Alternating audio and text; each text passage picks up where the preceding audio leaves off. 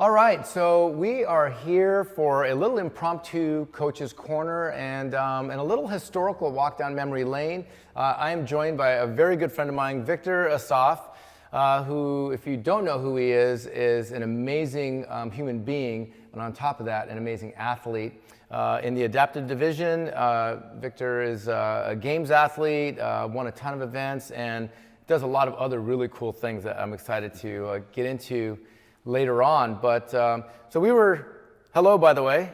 Well, thanks everyone just for having me here. Yeah. You know, I mean, it's amazing to have the opportunity to visit the RX headquarters, knowing the staff, meeting actually them, being here in San Diego. I mean, we're having a good time. And yeah, of course. We're getting some surfing in. I'm loving every second. Some wakeboarding. Yeah, it's a good trip. We're gonna make sure you leave here with a big smile on your face. So already. we were driving in the van, and you know we started taking a trip down memory lane, and you asked me about the monorope and kind of the origins of the monorope. Yeah, like how everything started actually, like how you come up with it. Like yeah, and it was a fun discussion because you're a big part of that early history. But you know, if we go way back to probably 2009 or 10 is when I got the first request from a coach who wanted an adaptive jump rope. He had a member that basically just had one of his hands was just malformed. It didn't have a completely formed hand. He had a wrist and kind of a nub and not really any fingers. So he just didn't have anything to hold onto a handle.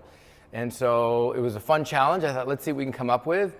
And the easiest thing to DIY was to go to the like CVS or you know, pharmacy store and then get one of these wrist braces you can buy for $20. And they have a metal plate that runs through there. And this is just for, you know, carpal tunnel syndrome, right? People have a sore wrist or whatever from typing too much.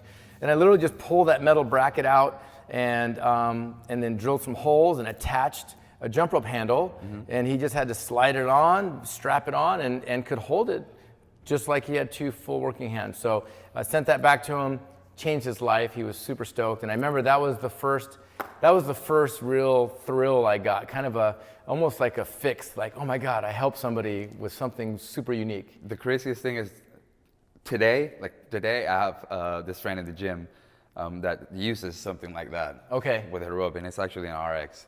Oh, wow, very cool, okay. Yeah. Oh, very cool. Yeah, so this is something we want to try and improve upon, but you know, right now it's very DIY just to try and, you know, get it done, but super stoked about that. So anyway, fast forward to about 2014, and there was a young lady named Crystal Cantu. Yeah. You know Crystal? Oh, of course. Right, yeah. Crystal was one of the first athletes she actually started off in CrossFit when she had both arms, had a horrible rollover car accident and had to amputate one of her arms. And when she started back up in CrossFit, she talks about how therapeutic it was for her, right? Just, you know, to get the body strong and learn how to move through her new life, right? With her limb difference. And she started posting these amazing videos of her just snatching a barbell and just doing all kind of cool things. And immediately just became in love with her, right? Just her hard work and discipline. This was before I met you.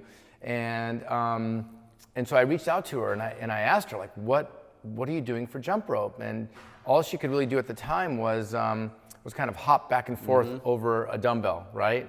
And so I said, you know, we gotta come up with something better. I know there's something that we can figure out for you, so let's work on that together. So she was all for it, and we just started exchanging ideas back and forth and trying to get creative. So I'll show you one of the first things that people were doing. People that had a upper extremity limb difference, what they would literally do is strap a jump rope to an upright. Of course. Right? Just lock it on there somehow with a Velcro, and then they would hold the other handle, and then they would basically, you know, jump that way. And so I have one over here, the first one I made. We can walk over here and take a look at it. Look at the first sample that I tried to put together to mimic what people were already doing, right? They were just strapping a handle to an upright. They would either just take a regular handle and somehow Velcro it on there. I thought this might be a little bit better, and it works, but the problem with this is you're holding the jump rope in one hand while your body's going up and down, and the other side is staying stationary, right? So that causes a big, you know. I mean, this is so funny to me because this was one of probably the first things that I also thought about trying it, and I did try this. Not because I was watching RX, because I don't think you ever showed it. Nope, never put this out there, yeah. So I was like, okay, how do I try to jump again, right? So I tried this, and oh my God, that was just so hard, dude. It was tough, huh? It was super hard. Yeah, not real practical, and we want, you know, our thing is we want people to be, you know, independent from obstacles, right? Like just wherever you want to set up with a rope, you should be free to go move around, set up your station, and not have to be anchored to a pull-up bar. So yeah, so anyway, that's kind of a early iteration, but it's funny that I kept this in my warehouse of things because it's so crude. So crazy. So crude, but you know, you got to start somewhere, right? You come up with an idea. So anyway, let's head back over to the table, and I'll kind of show you some other ideas.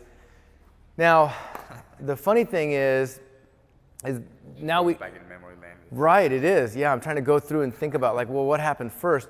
So a big thought was how do we attach the jump rope to the person's body so that it moves up and down with the person? So this was another kooky idea that in practice ended up not being exactly what we wanted, but basically just a weight belt. And when you strap the weight belt on your body, you know, you have the handle attached over here, and you could hold the other handle, and the idea is that it would all move together, right? You tried this earlier. We have B-roll of that, and it was kind of tough. It didn't work out too well. Just too many imbalances, right? Anytime you have one arm doing all the motoring, right? And the fact that it's not the same way or the same height, but I tried to do the same thing because I had a brace, right, on my arm. Yeah. And I also tried to tape something like on this side, and I tried to jump, and it was just so hard to keep that same momentum on my right side that I was trying to get on my left side. So it's just crazy to watch all these things because it's just.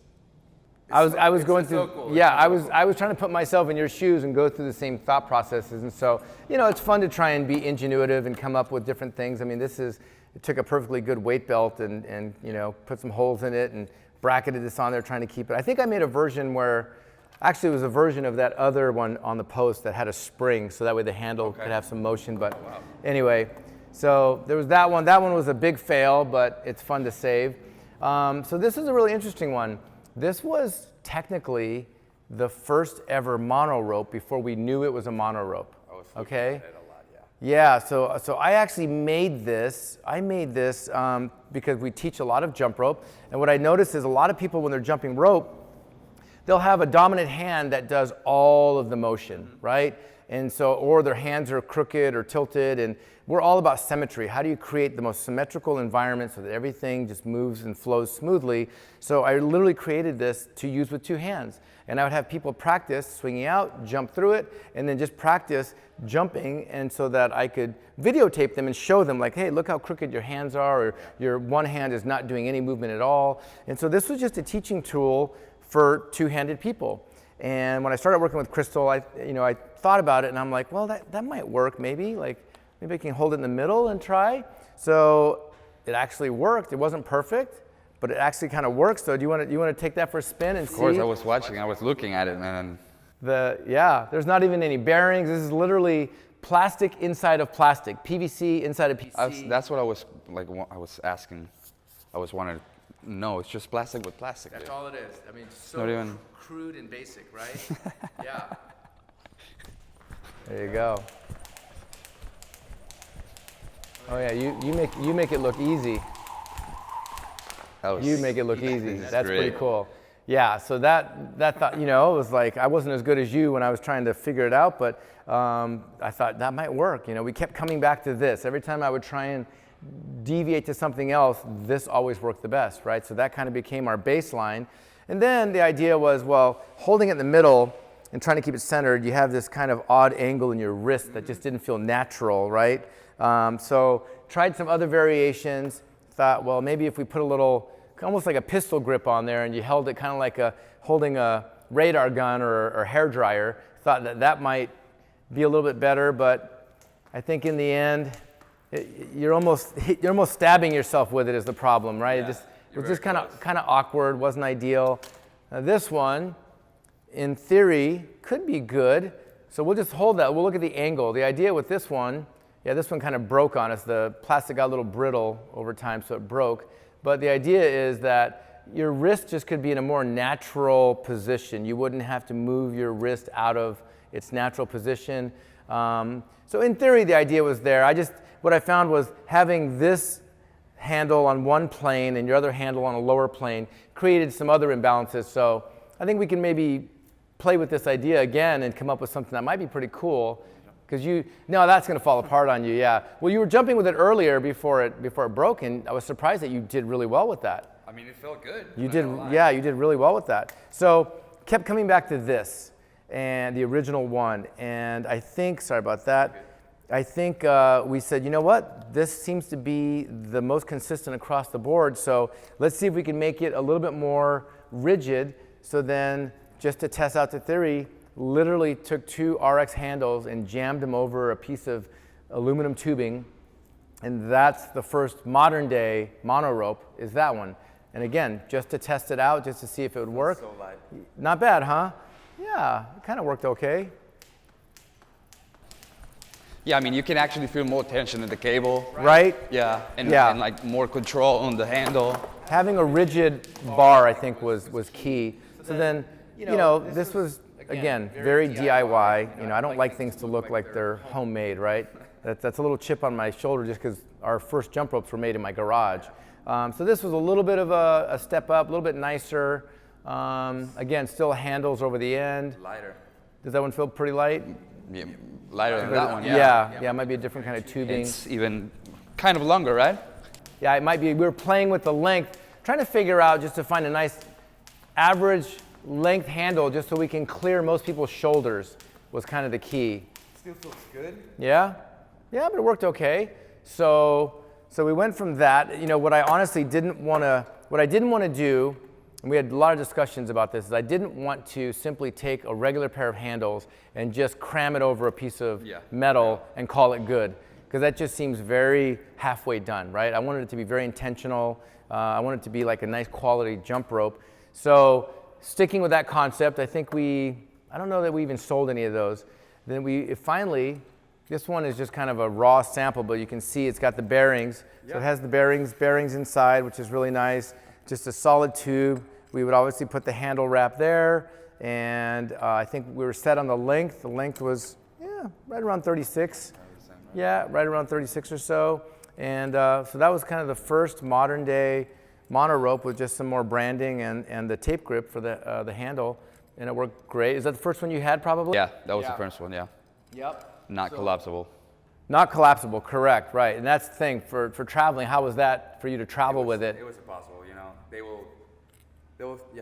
They think it's a weapon. Yeah, I mean, it's a big billy club for sure. Plus you have a cable in it, so they will think whatever. Right, yeah, exactly. So, and you told me you had one confiscated, didn't you? Yeah, I lost one actually in West Virginia.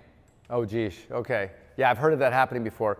So we tried to get cute and figure out how can we collapse this down. So this was one that we never went on the market, but this one was very difficult to make. You had to have machinists do all kind of welding and different things, processes to put this together. And you could see that it's just, you know, you screw it together, but this one also is a lot heavier. Yeah, try this one out. And also, that's not strong. We had a couple of these actually break, Yep, so not super strong. We thought, so be careful, but maybe try a couple with all that weight on it. Yeah, it's actually really heavy. Yeah. You know, again, does the job. Of course, you're graceful, you make it look simple. But so from there, I think what we ended up moving to was this version, which that's the one we sold for a while. So this is obviously very raw. We haven't anodized it, or we don't even have bearings in this, but just to kind of get the idea is that you'd have these little keeper screws or set screws that you would take out of there. Well, I don't need to do that side. And then there was this middle insert, this piece of Delron plastic that we called it a mohawk because that little piece in the middle is like a mohawk, right? And you know, and so you had 3 pieces. It collapses down into, you know, roughly 2 feet each. You can put it in a bag. It was better. It was an improvement. Again, it's an evolution, right? Like it was the best. Yeah, of course. And I remember having this one, and it's just crazy the amount of prototypes that you had before having like getting to where you are right now. Boy, it's you know what, it's funny, like it's always an experiment, and even when we get to a version that we think like, hey, you know what, this one checks the most boxes, and we think this is probably going to be the best option based on how much it costs to produce it, right? How much of the materials, what's the labor to produce it, how involved. You look at all those factors and say, okay, you know what, may not be perfect, but it's pretty darn close. Let's run with that. So we did actually put this version on the market, and like you said, you had one. Let's see, this is one we didn't. Oh, so this was just another kind of version that, again, it was a screw on, screw off, and it broke down into 3 pieces, right? So we had another section up here. But again, this just wasn't viable. It wasn't as durable. And so this one, you never had one of these, did you? I don't remember having one. Can't remember if I sent you one of these. Maybe. Yeah. So, Maybe. yeah. So that one we bypassed, and then this was a fun little experiment. You remember this one? So this is we made this in collapsible too. I think we had the Mohawk version, right? And so this one, we took our high-speed Evo handles, chopped them down, put them inside, tried to press them in. And so we thought, hey, once we saw what you guys could do, right? You guys meaning you upper extremity athletes, and how you guys were doing triple unders, we thought, well, you guys deserve a fast speed rope as well, right? So let's try and put this together. So I think we only made 6 of these total. Yeah, and you were one of the only ones to get one. So yeah, so that was the Evo mono rope. This is one of my favorites. Yeah. And it's actually how I learned to jump like faster. Right. Because I was getting caught every time, and just the sound of it just brings me joy again. Yeah, I think it was the first one we actually put a speed wire on it. Yes. Which I didn't know how that was going to go over, right? Because it's so light. I didn't know if you'd like that or not. So then, yeah, so all of those iterations, and now we are on this. This is the final. This is let's get that out of the way. This is Victor's final mono rope that you use in competition. This is the only one we sell. Great story about this one. Mark and Dana from Equip Products reached out to me, and super awesome people. Love those guys, very creative, and just high character.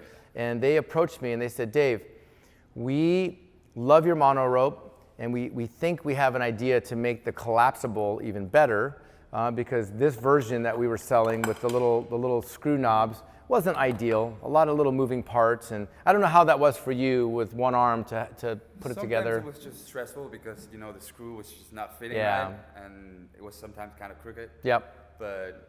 And just a lot of pieces to lose and keep track of. So never really liked that, but it worked for that period. So then Mark and Dana said, we have an idea that we think would be great, and rather than us try and go out and make it, we'd love for you to make it. And I love them for that. And so we've been best friends and partners on this. So we actually said, let's do it. Let's partner up. So let's open that bad boy up and have you put it together. And this is your travel companion. Yeah. Can you help me here? Sure. Yeah, so they added some nice features to it with the removable clips, so you can switch out the cables very easily. So little push pins, just like a tent or an Easy Up, just has little push pins. Pretty easy to. Yeah, look at that. You just slap that together so quickly, and there you have it. And you got these nice little removable little D-ring clips, so that you can switch the cables out pretty quickly. And let's see how you do with that.